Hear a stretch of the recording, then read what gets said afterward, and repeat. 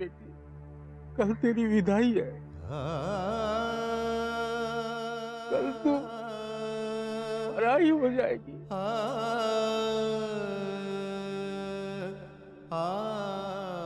ससुराल जाकर मुझे भूल तो नहीं जाएगी ना बेटी? पिताश्री, जीवन भले ही ससुराल में कटेगा, किंतु जन्म तो मेरा यहाँ हुआ है, तो आपको कैसे भूल सकती हूँ? ऐसा मत कहिए पिताश्री कि बेटी विवाह के उपरांत पराई हो जाती है। अरे, विवाह के उपरांत तो दो पराया परिवार भी अपना हो जाता है। दो अपरिचित परिवारों का एक परिवार बनाती है बेटी। वो शारीरिक रूप से भले ही दूर चली जाए, किंतु उसकी आत्मा दोनों परिवारों के लिए द्रवित होती है। ऐसा कभी ना कहना कि मैं कल से पराई हो जाऊंगी। मैं तो आपकी ही बेटी रहूंगी। कल तो कोई पराया आपका पुत्र बनेगा। पुत्री, धन्य है तू, धन्य है।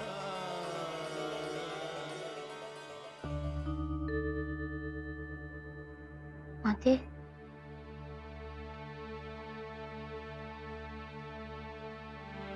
यदि मेरी किष्किंधा के जाने के विचार से ही आप दोनों इतने चिंतित हैं, तो मेरे जाने के उपरांत आप दोनों का क्या होगा? मिलने तो आया करोगे ना? हाँ माते, किंतु मैं कोई ऐसी तरकीब लगाऊंगा कि फिर कभी ना जाऊं वापस। तो फिर तुम्हारा वचन? हाँ माते, वचन भी निभाना होगा। फिर वही सोच लूंगा। माते, मुझे लोरी सुनाइए ना।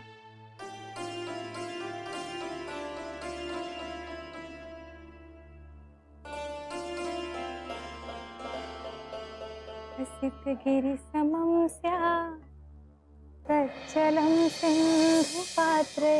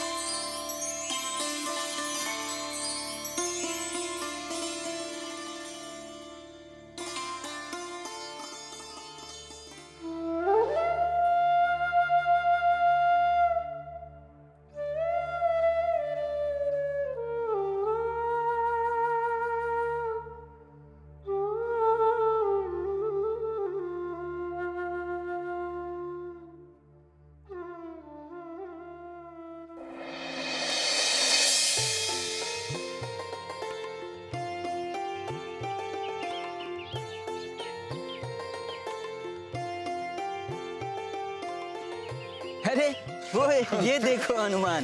प्रणाम हनुमान। प्रणाम हनुमान। आइए, पधारिए। प्रणाम प्रणाम काका। मैं निमार्की ग्राम के प्रधान जी की पुत्री के स्वयंवर हेतु जा रहा था। आप मुझे उनके घर का मार्ग बता सकते हैं? अरे हम लोग भी वहीं जा रहे हैं, आइए साथ में चलते हैं। अरे ये तो बहुत ही अच्छी बात है। इस प्रकरण में साथ भी हो जाएगा और मार्ग भी कट जाएगा। क्यों? हनुमान, एक प्रश्न पूछ सकता हूँ? अवश्य पूछिए काका, मैं आपके पुत्र समान हूँ। आपको मुझसे कुछ भी पूछने के लिए आज्ञा लेने की आवश्यकता नहीं है। हमने तो सुना था कि महाराज स्वयं संचिता के स्वयंवर में निर्णायक बनकर आ रहे हैं, किंतु आप तो एकाकी है। हाँ हाँ, किंतु पिताश्री और प्रधान जी की आज्ञा और संचिता दीदी के आग्रह पर मैं स्वयं निर्णायक बनकर आया हूँ। वाह, अति उत्तम। अब कोई छल करने के विषय में सोचेगा भी नहीं। नहीं नहीं काका, ऐसा कुछ नहीं है। जिसे छल करना होता है वह अपने आसपास के किसी भी व्यक्ति को नहीं देखता है, फिर वो चाहे मैं हूँ या कोई और। सही कहा आपने हनुमान। छल करने वाला आगे पीछे कुछ भी नहीं सोचता, उसे तो सिर्फ अपनी स्वार्थ सिद्धि करनी होती है। हाँ, सिर्फ अपनी स्वार्थ सिद्धि। आइए चलिए। जय श्री राम।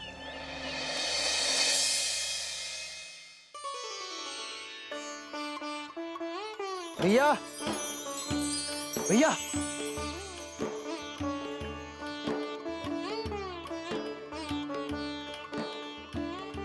मैं ठीक लग रहा हूं ना वरुण? सुंदर, अत्यंत सुंदर, बिल्कुल राजकुमार जैसे। तो चलो, अन्यथा स्वयंवर में देर हो जाएगी। हाँ चलो भैया। चलो।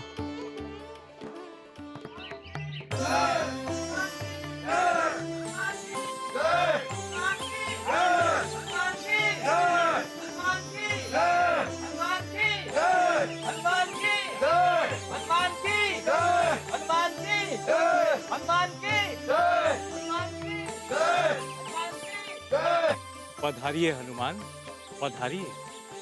आपके आगमन से मैं धन्य हुआ। प्रणाम प्रधान जी। धन्य तो मैं हूँ, क्योंकि आपने मुझे अपनी पुत्री के विवाह में सम्मिलित किया।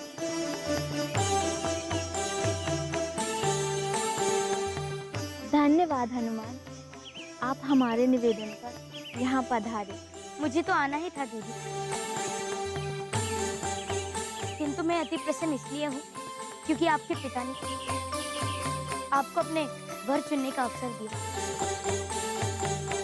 दीदी, ऐसे निर्णय से मनुष्य को बहुत कुछ सोचने और समझने का अवसर प्राप्त होता है। आप तो मुझे नतमस्तक कर रहे हैं हनुमान। आइए प्रतियोगिता का शुभारंभ करें। सारे प्रतियोगी यहाँ आ चुके हैं। जी प्रधान, चलिए। आइए, धन्यवाद। स्थान ग्रहण कीजिए।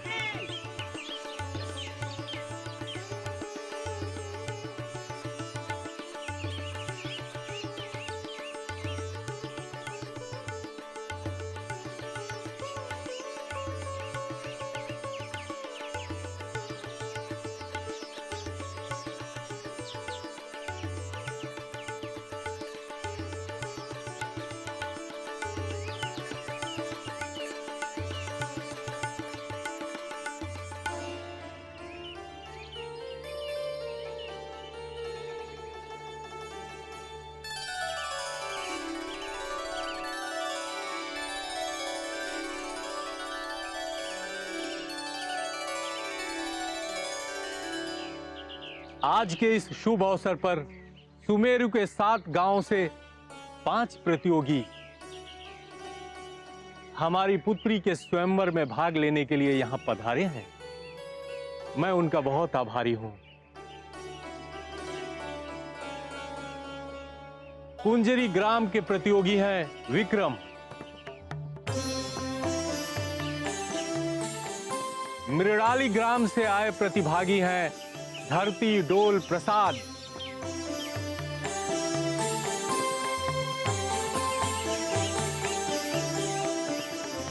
केसरवन से आए प्रतियोगी हैं मुकेश,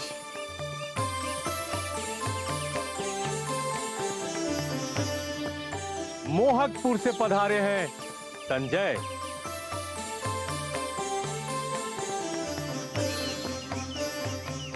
और 76 ग्राम से पधारे हैं अरुण।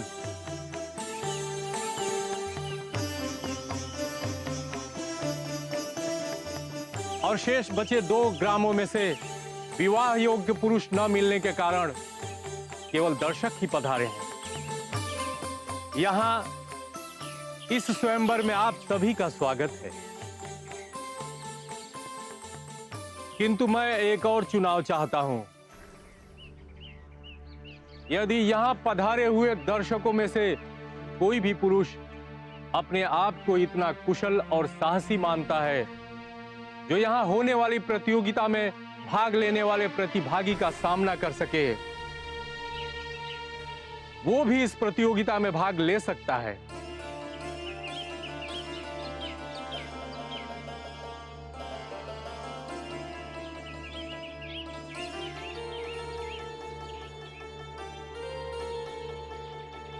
यदि 3 क्षणों में किसी ने भी अपना हाथ उठाकर सहमति नहीं दी तो मैं मान लूंगा कि वो इस प्रतियोगिता में भाग लेने की इच्छा नहीं रखता।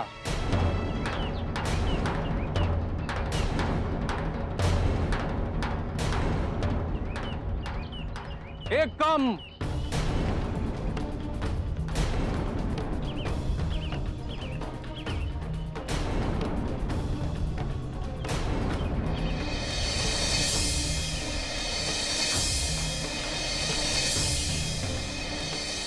द्वितीय।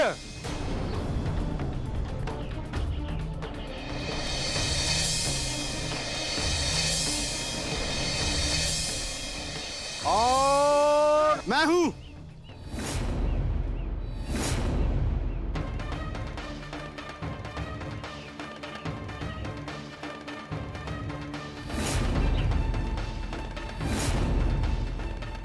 सुंदर, अति सुंदर। मैं भी इस स्वयंवर में भाग लेना चाहता हूं प्रधान जी।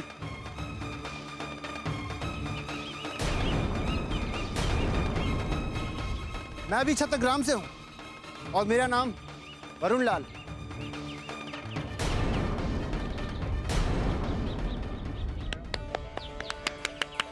अति सुंदर, अति सुंदर। यदि तुम इस प्रतियोगिता में सम्मिलित होना चाहते हो तो तुम्हें अपनी योग्यता का परिचय देना होगा युवक। याद रहे, क्योंकि तुम निमंत्रित नहीं थे, इसलिए यदि प्रथम प्रतियोगिता में असफल रहे तुम्हें यह स्वयंवर छोड़ देना होगा।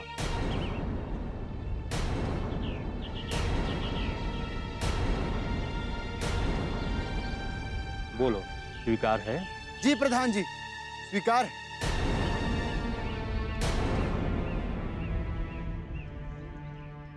ऐसा कैसे कर सकता है तू? और यदि ये आ ही गया है तो इसकी विजय तो निश्चित है, किंतु ये ऐसा क्यों करना चाहता है? पर मैं भी हार नहीं मानूंगा। मैंने भी इसी से अधिकतर कलाएं सीखी हैं और मैं जानता हूँ कि ये कहाँ पर दोष करता है।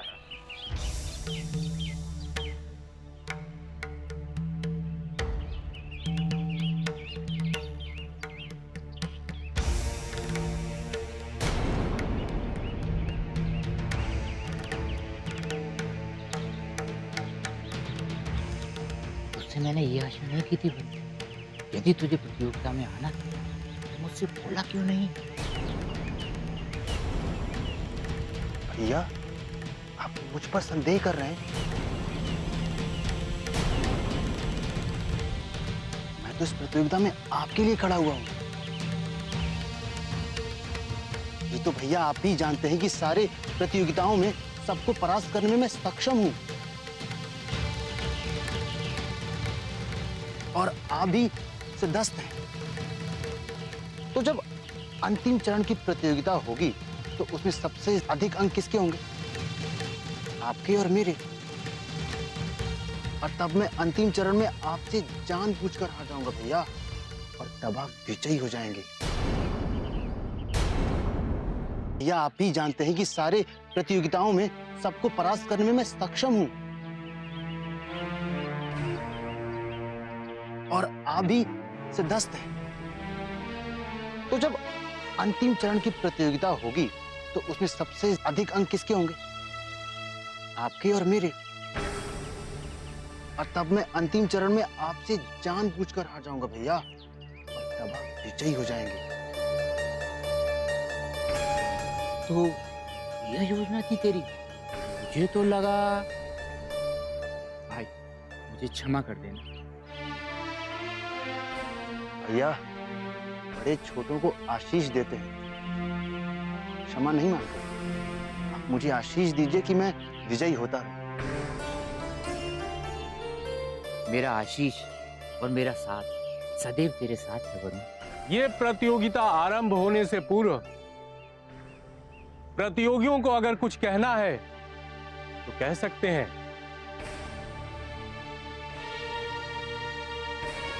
राम जी, प्रतियोगिता के लिए लाए गए अपने अस्त्र शस्त्रों के प्रयोग के लिए मैं अनुमति चाहता हूं।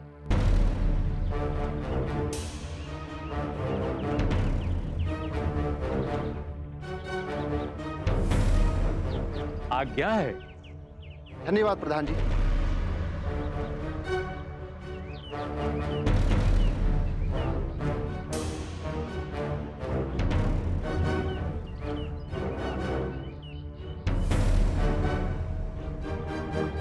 आज आप सभी के आशीर्वाद से मेरी पुत्री का स्वयंवर होने जा रहा है। मैं आशा करता हूं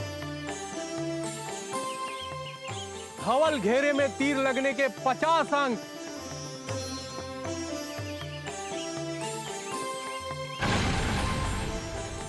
और बाहर के लाल घेरे पर तीर लगने के 25 अंक होंगे।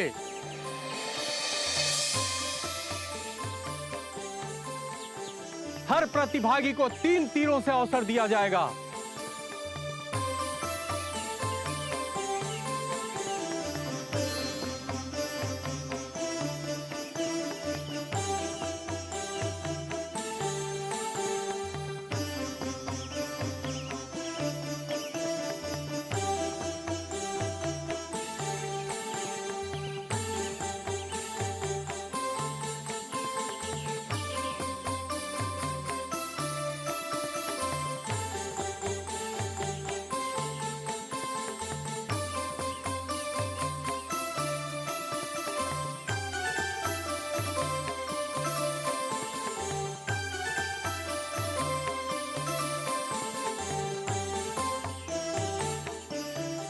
सर्वप्रथम अपनी धनुर्कला का प्रदर्शन करने आएंगे कुंजरी ग्राम से विक्रम।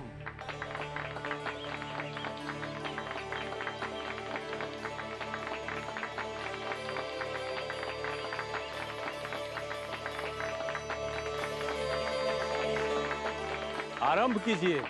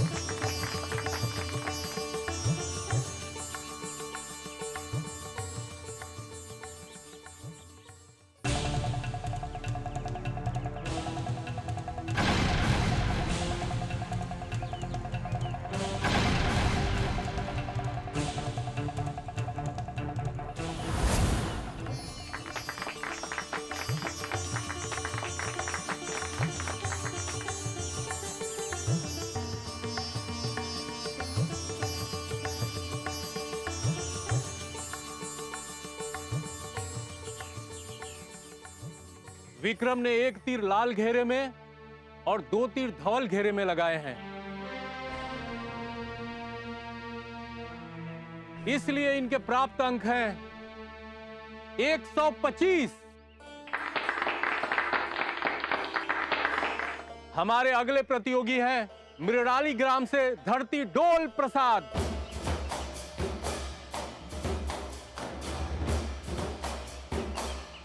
भाइयों, धरती डोल प्रसाद का उत्साह बढ़ाया जाए, तालियां बजाइए।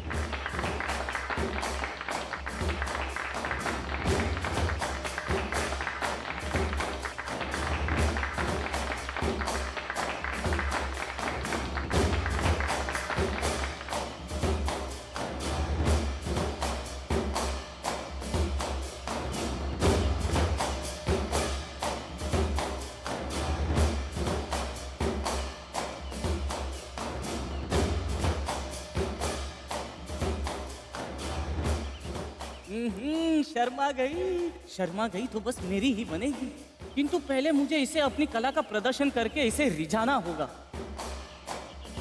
अब देखिए मेरा चमत्कार, मैं दिखाता हूं धनुर्कला क्या होती है।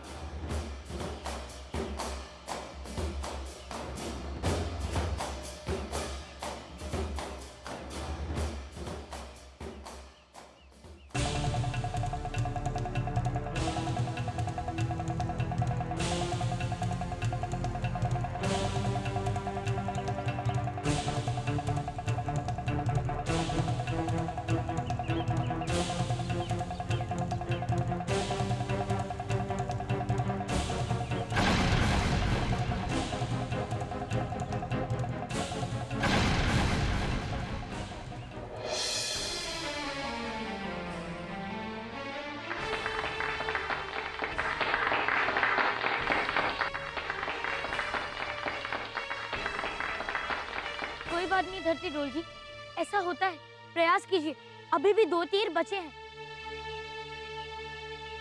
यदा कदा हम भी भटक जाते हैं, फिर से प्रयास कीजिए, दिखाइए अपना चमत्कार।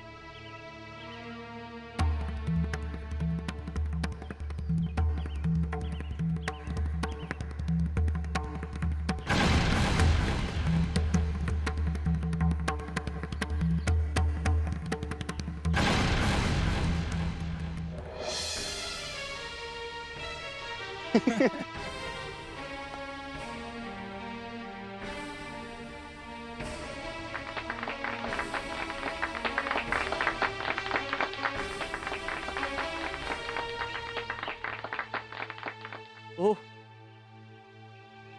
ये क्या हो रहा है? प्रयास कीजिए धरती डोल जी, आप कर सकते हैं, दिखा दीजिए अपना चमत्कार। हाँ हनुमान, अवश्य।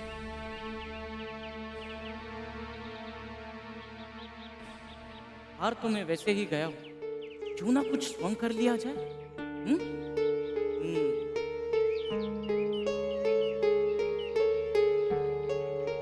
प्रधान जी, क्या मैं आग पर पट्टी बांधकर लक्ष्य भेद सकता हूं? अवश्य अवश्य।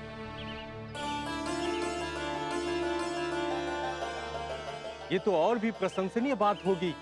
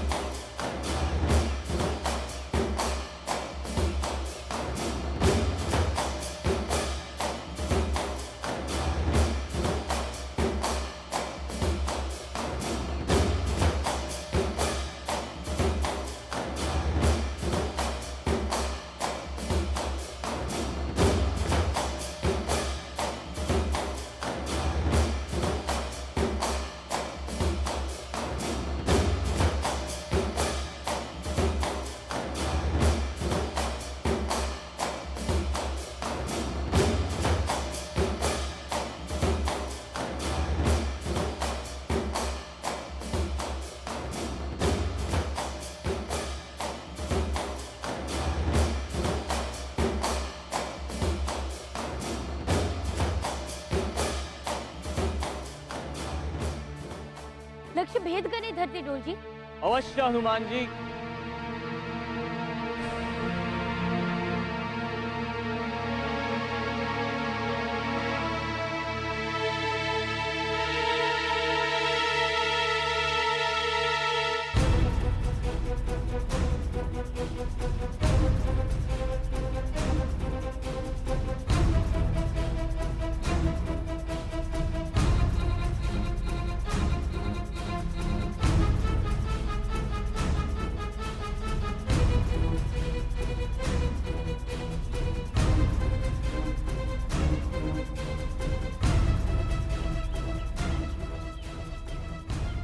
धरती डोल जी, लक्ष्य को भेदिए।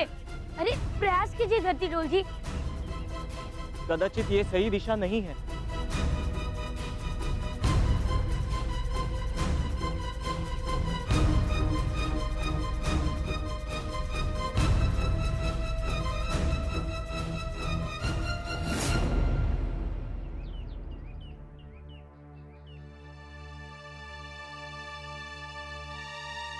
मेरे तीर से कोई मारा गया है, इसीलिए इतनी शांति है।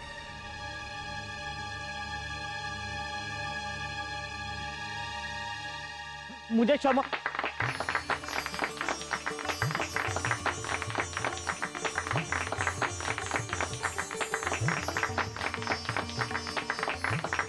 वाह धरती डोल प्रसाद जी, आपने बहुत अच्छा किया।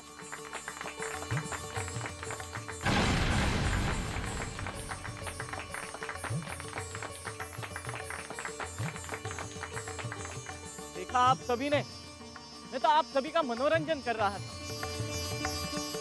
अब मैं इस तीर को चीर कर दिखाता हूं।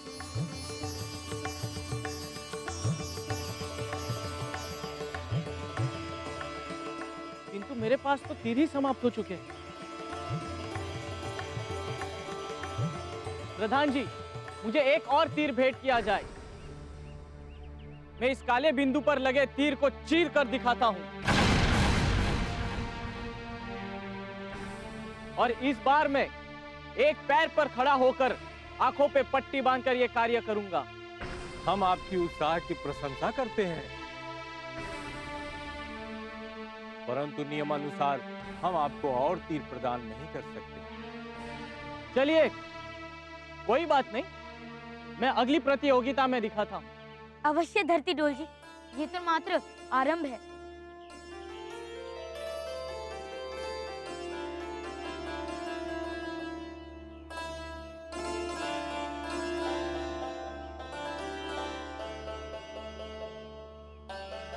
हमारे अगले प्रतिभागी से अनुरोध करते हैं कि वो अपनी धनुर्विद्या का प्रदर्शन करें। अरुण जी।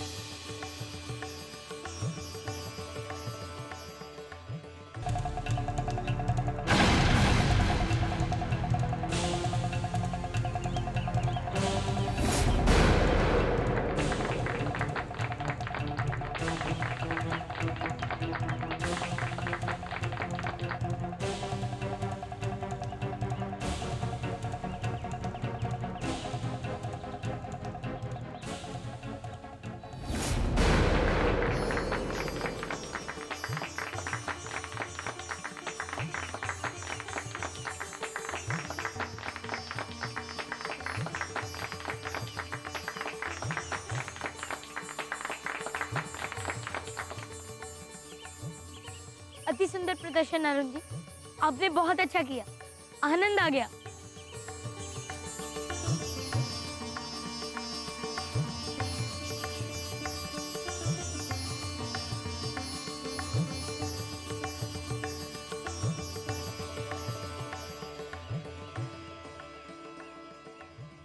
और अरुण के हुए 200 अंक। और अब हमारे समक्ष आ रहे हैं वरुण जी।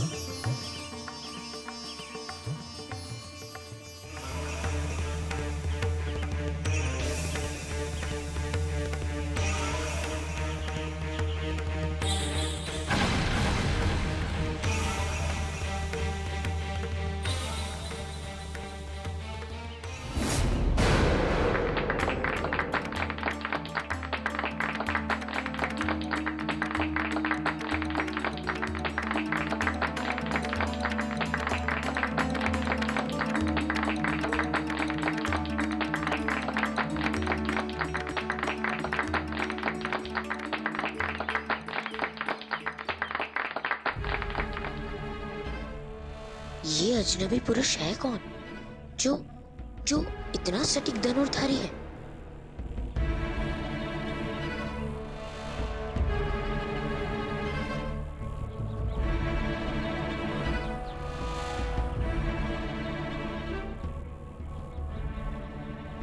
प्रधान जी, तृतीय तीर छोड़ने की आज्ञा है। अवश्य वरुण, अवश्य।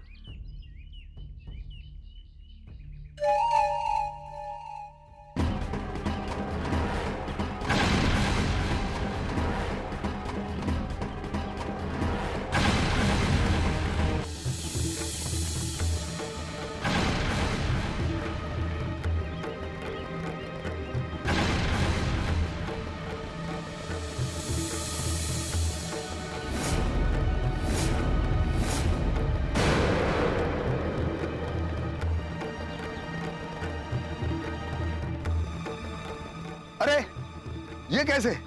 असंभव लगता है। बेचारा।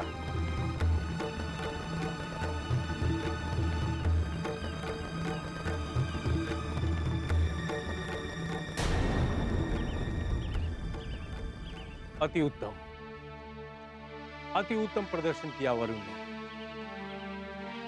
इनके लिए तालियां बजाओ।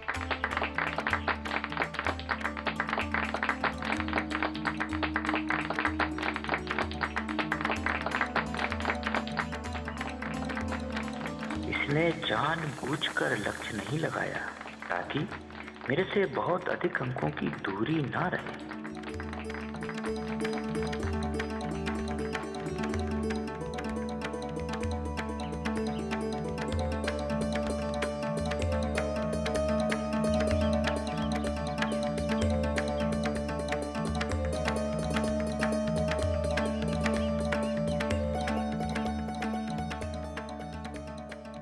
वरुण के अंक हुए 225।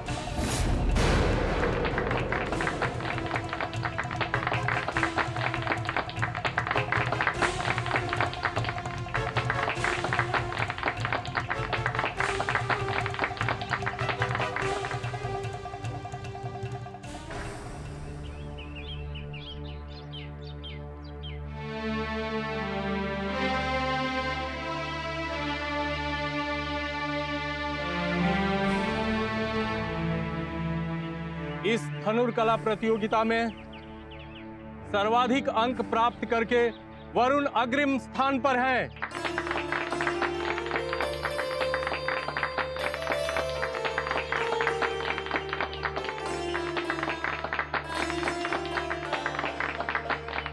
और शेष सभी के अंक इस प्रकार हैं। विक्रम 125, धरती डोल प्रसाद के अंक हैं 100,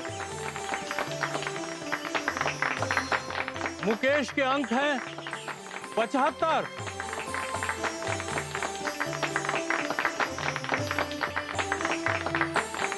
और संजय के अंक हैं 150।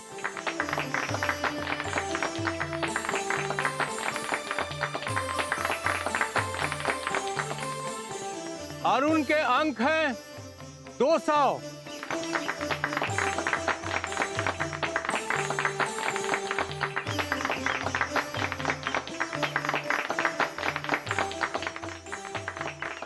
और वरुण के अंक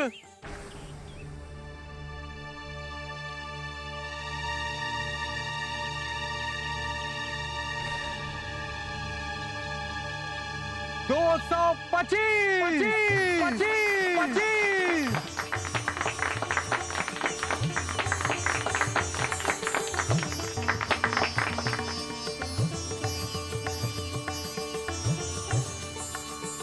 हनुमान,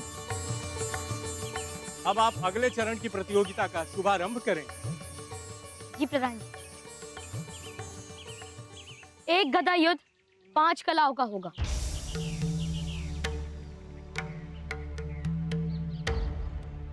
विजयी को 50 अंक प्राप्त होंगे, किंतु यदि प्रतिवादी किसी को 5 कलाओं तक परास्त नहीं कर पाया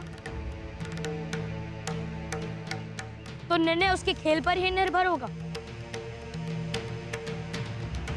विक्रम वरुण के साथ,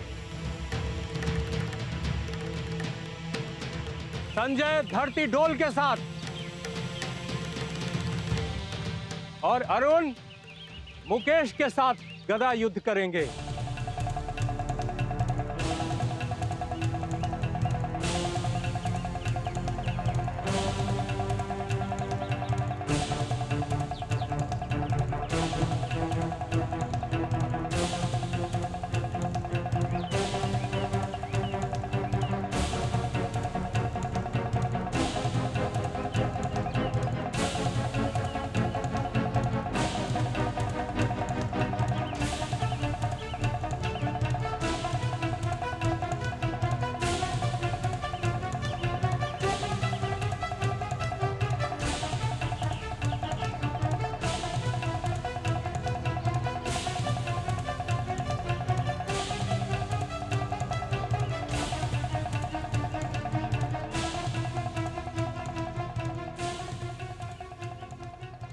प्रथम युद्ध संजय और धरती डोल प्रसाद के मध्य होगा।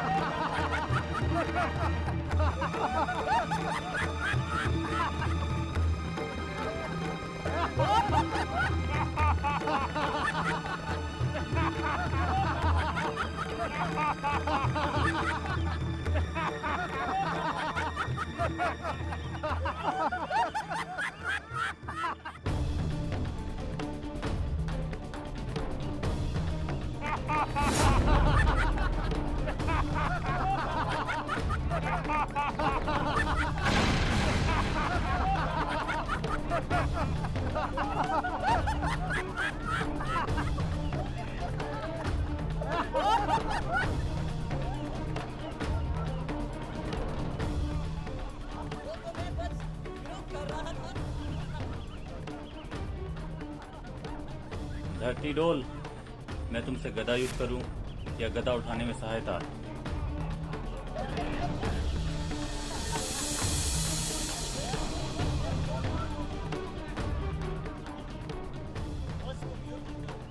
पहले गदा उठा के चलना तो सीख ले पहलवान।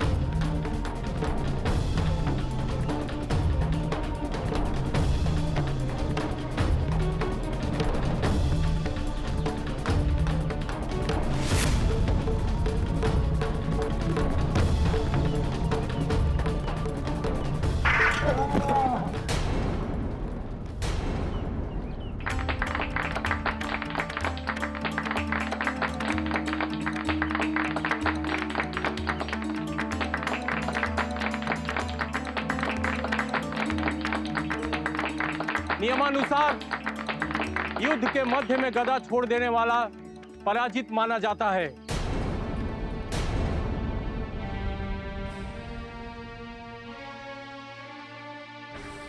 इसलिए इस युद्ध में विजयी है धरती डोल प्रसाद।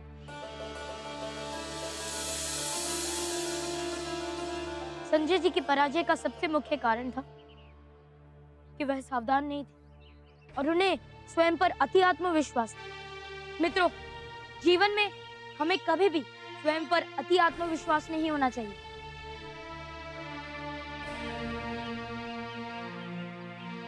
क्योंकि ये दोनों दोष मनुष्य के जीवन में पराजय का सबसे मुख्य कारक बनते हैं।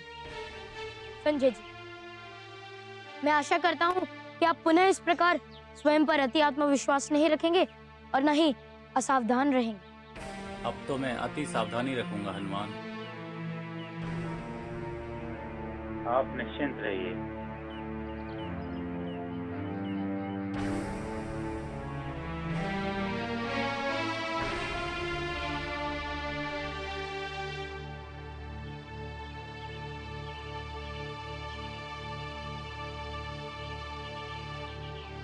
पुत्री,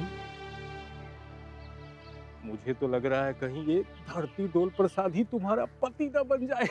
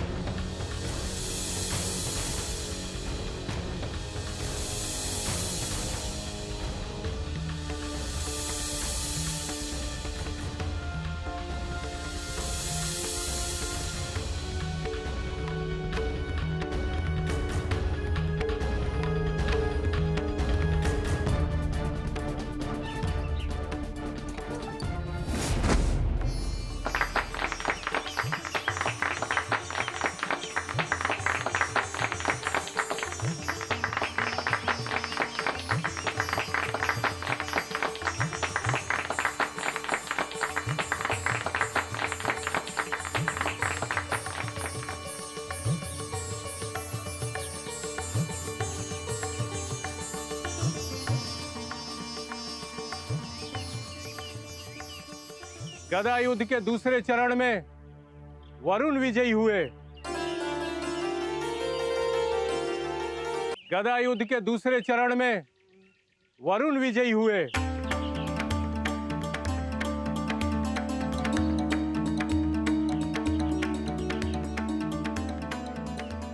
दो कलाओं तक मुकेश जी ने वरुण जी का सामना किया, इसलिए उन्हें 20 अंक प्राप्त होते हैं।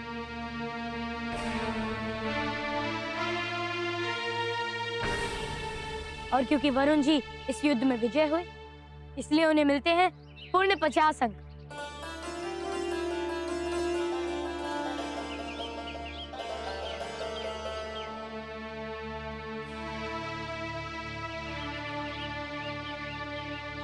कौन है ये पुरुष जो इस प्रकार अचानक आ गया और दोनों ही प्रतियोगिता में उत्तम अंक प्राप्त किए हैं? तृतीय और अंतिम युद्ध होगा विक्रम और अरुण के मध्य।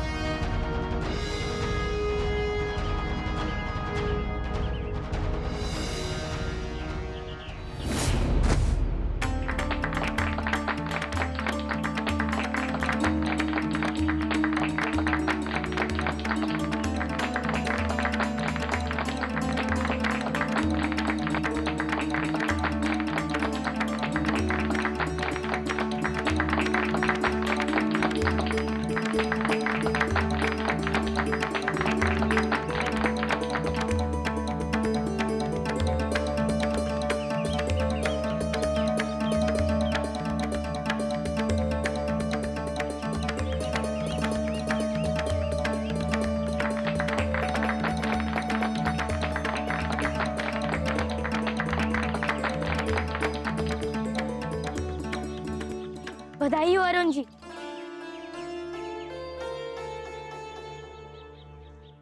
दो कलाओं तक विक्रम जी ने अरुण जी का सामना किया और उन्हें परास्त भी किया, और इसी के साथ स्वयंवर की द्वितीय चरण की प्रतियोगिता समाप्त होती है। इस प्रतियोगिता में संजय जी 0,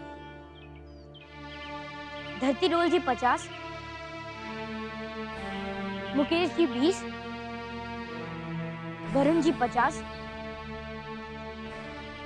विक्रम 30 और अरुण जी 50 अंकों के साथ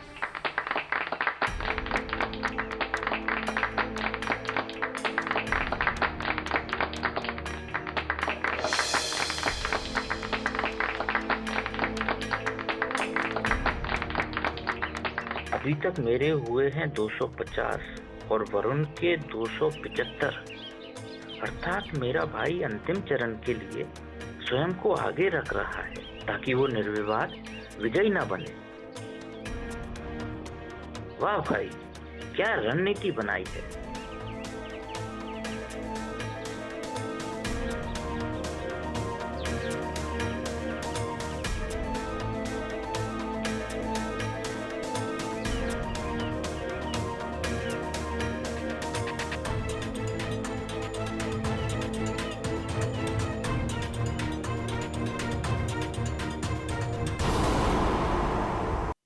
और अब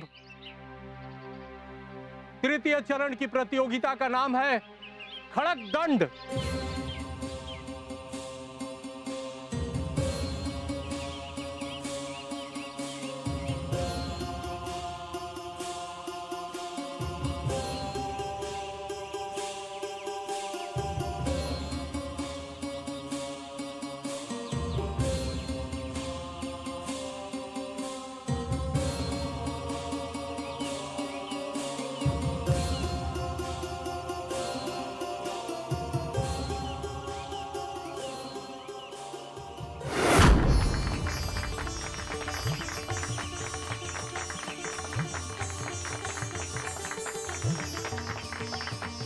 हनुमान की, हनुमान की, हनुमान की, हनुमान की, हनुमान की, हनुमान की, हनुमान की, हनुमान की, हनुमान की, हनुमान की, हनुमान की, हनुमान की, हनुमान की, हनुमान की, हनुमान की, हनुमान की, हनुमान की, हनुमान की।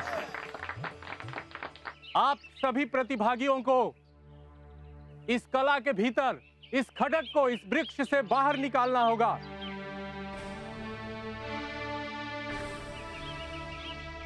जो जितने ही कम समय में इस खड़क को बाहर निकालेगा उसके अंक उतने ही अधिक होंगे।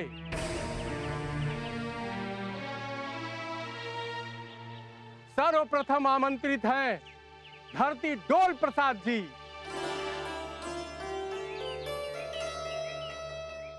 आइए।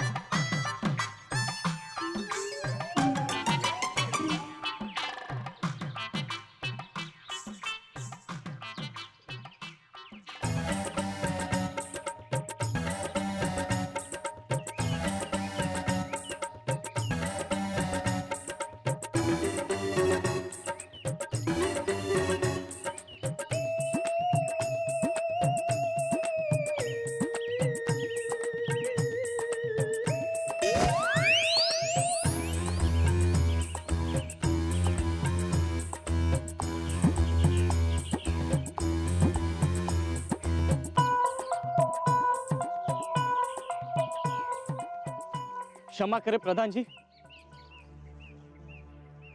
हनुमान ने खड़क को कुछ अधिक ही गहराई में दसा दिया है।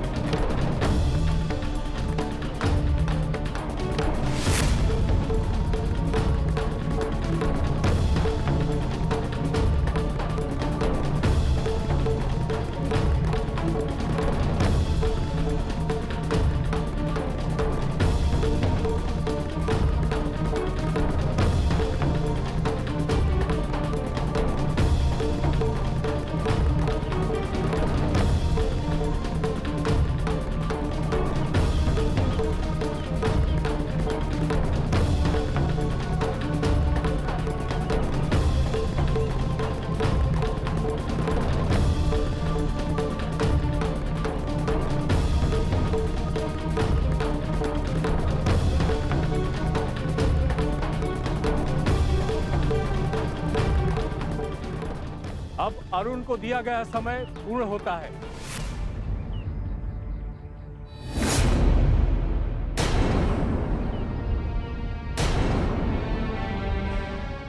आप अपने स्थान पर जाइए अरुण जी। अगले प्रतियोगी वरुण जी हैं।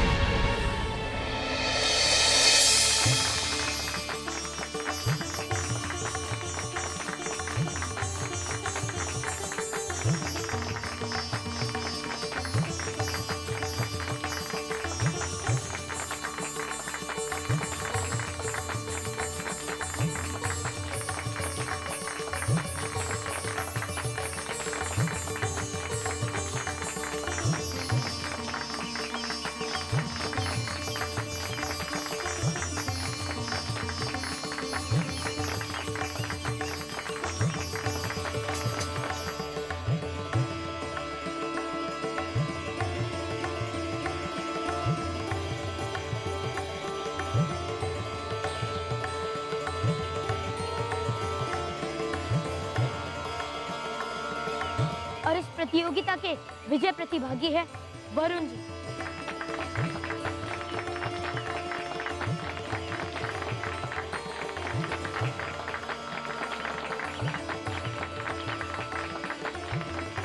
क्योंकि उन्होंने पूरी खड़क बाहर निकाली, इसलिए उन्हें 50 अंकों की प्राप्ति होती है। किंतु आधी खड़क बाहर निकालने के लिए अरुण जी को भी 25 अंक प्राप्त होते हैं।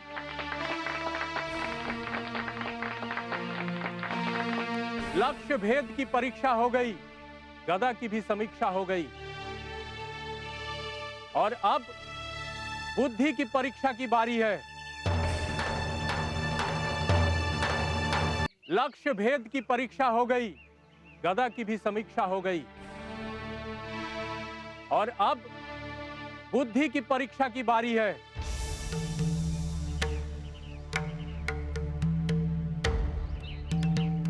अब हम आप सबसे एक प्रश्न पूछेंगे। प्रश्न को ध्यानपूर्वक सुनकर हमारे सम्मुख उत्तर प्रस्तुत कीजिए, और इस प्रश्न के उत्तर को प्रस्तुत करने के लिए आप सभी के पास 3 कलाओं का समय होगा। ये प्रश्न 50 अंकों का है। तो क्या आप सभी प्रतिभागी तैयार हैं? तैयार है। तो प्रश्न यह है, अब ऐसा खाद्यान्न बताइए जो अन्न नहीं है, किंतु प्यास लगने पर उसे पिया जा सकता है, क्षुधा लगने पर उसे खाया जा सकता है, शीत लगने पर उसे जलाया जा सकता है, और गर्मी लगने पर जिसकी छत्र बनाकर उसकी छाया में बैठा जा सकता है।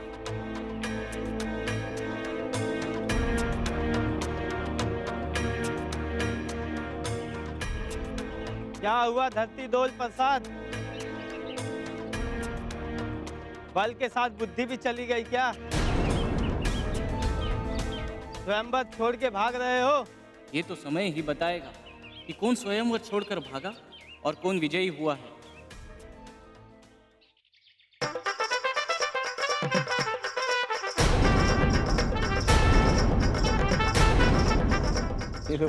जब भागना था तब तो भागा नहीं और अब भाग रहा है।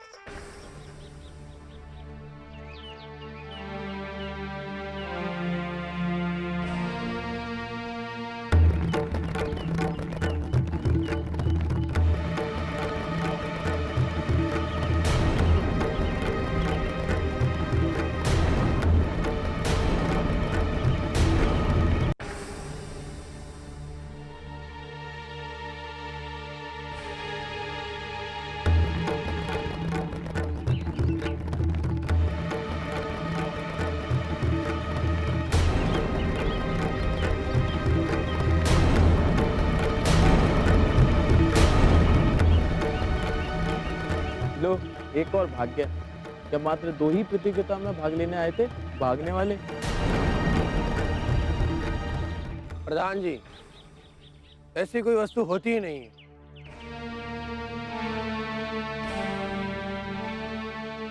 हाँ प्रधान जी, ये तो प्रश्न ही त्रुटिपूर्ण है। इस प्रकार की वस्तु तो मैंने आज तक नहीं देखी। नहीं प्रधान जी, वो खाद्यान्न है धान। जो भूख लगे तो पका के खा लो, प्यास लगे तो मार पी सकते हो। गर्मी लगने पर उसके तिनकों से छत्र भी बनाया जा सकता है। सर्दी लगने पर सूखे धान को जलाकर अग्नि भी तापी जा सकती है। आपका उत्तर सही नहीं है संजय जी। कैसे? इसके 2 कारण हैं संजय जी। प्रथम तो चावल को दीवान कहा जाता है और ये उत्तम अन्न की श्रेणी में भी आता है। और द्वितीय प्रश्न का उत्तर चावल को पकाने के विषय में नहीं था, इसलिए उसे पकाने के बाद जो भी होता है वो उत्तर का अंश नहीं। इसलिए संजय जी, आपका उत्तर स्वीकार नहीं हो सकता। सही कहा आपने, मैंने पराजय स्वीकार की।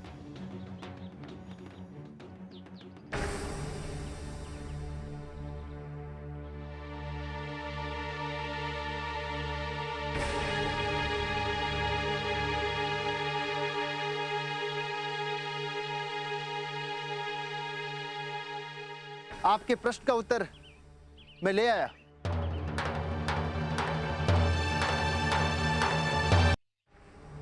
आपने प्रस्तुत करने के लिए कहा था ना, यही है आपके प्रश्न का उत्तर, ईख।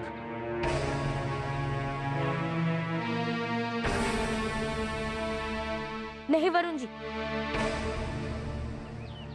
ये उत्तर भी स्वीकार नहीं किया जा सकता। आपके कहे अनुसार एकमात्र यही एक वस्तु है जिसे खाया भी जा सकता है और पिया भी जा सकता है। ये खाद्यान्न में तो आती है परंतु अन्न में नहीं। इसके सिवा कोई, यदि और कोई हो तो आप प्रस्तुत करके दिखाइए। अभी और भी प्रतिभागी बचे हुए हैं वरुण जी। यदि वो भी इस प्रश्न का उत्तर नहीं दे पाए तो अंत में हम आपको इस प्रश्न का सही उत्तर बताएंगे। नहीं हनुमान, यही सही उत्तर है।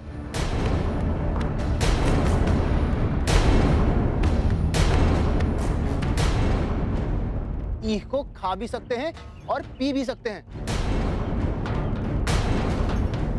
सूखने के उपरांत इसके डंड से अग्नि प्रज्वलित की जा सकती है।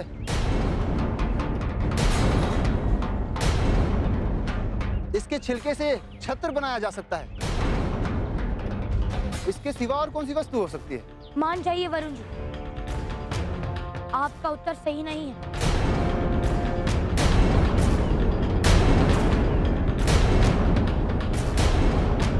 अब आप ही बताइए, ईख से शिदक कैसे मिटाई जा सकती है?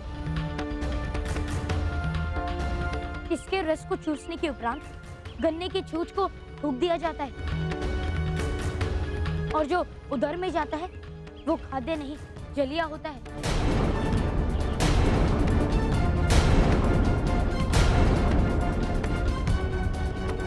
अर्थात इसे चबाया जाता है, खाया नहीं जाता।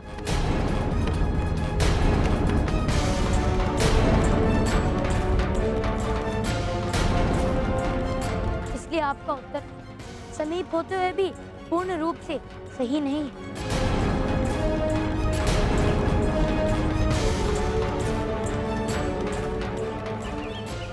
उत्तर मैं लाया हूँ।